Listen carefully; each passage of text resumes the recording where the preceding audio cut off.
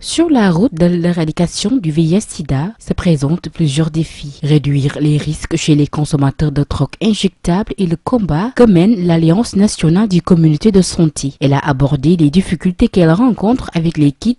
C'est dans ce sillage que l'ANCS rappelle à l'État l'engagement qu'il a pris dans le cadre du système des Nations Unies. Pour rappel, nos pays ont ratifié les conventions des Nations Unies. Que dans l'application de ces dispositions réglementaires, il y a des problèmes.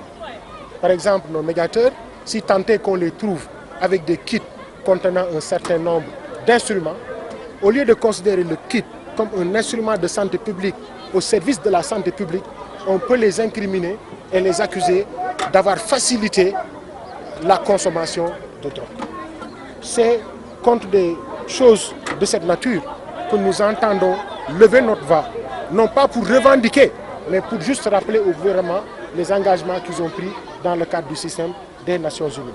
Les statistiques révèlent que le taux de prévalence du VIH-Sida chez les consommateurs de drogue est à un niveau alarmant, ce qui justifie l'intérêt que les membres de l'association portent à ce combat. Le programme de lutte contre le sida au Sénégal marche très bien. Si vous avez regardé les bons significatifs que nous avons faits au début de l'épidémie et actuellement, il y a des pas importants qui ont été franchis. Actuellement, là où le problème fait mal, c'est au niveau des consommateurs de drogue injectables qui méritent une attention particulière. Interrogez les statistiques. Vous allez vous rendre compte que là où la prévalence au niveau national est de l'ordre de 0,5%, chez les consommateurs de drogue injectables, on va avoir des taux qui partent jusqu'à 9,4%. Et à l'intérieur, c'est les femmes qui sont les plus infectées. Les pays n'ont pas de données. Les pays ne connaissent pas qui sont les CDI. Donc nous avons commandité une enquête biocomportementale qui va être adossée en amont sur une cartographie et estimation de la taille.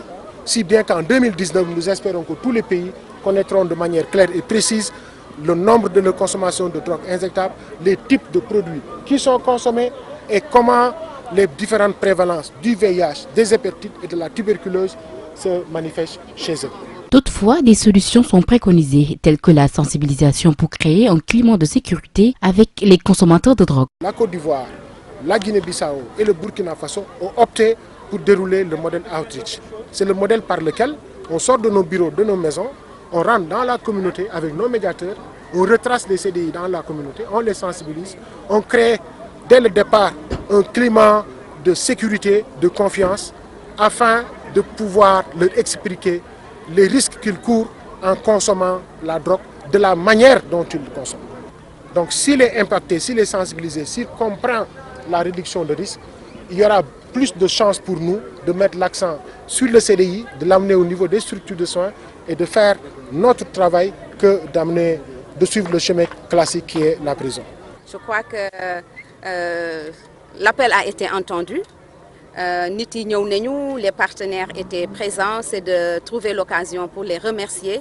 La drogue, une question de rencontre entre un individu et un produit dans un contexte donné. Ainsi, l'ANCS invite à un changement de paradigme et exige du président un décret institutionnalisant le programme de lutte contre les risques selon les normes de l'OMS.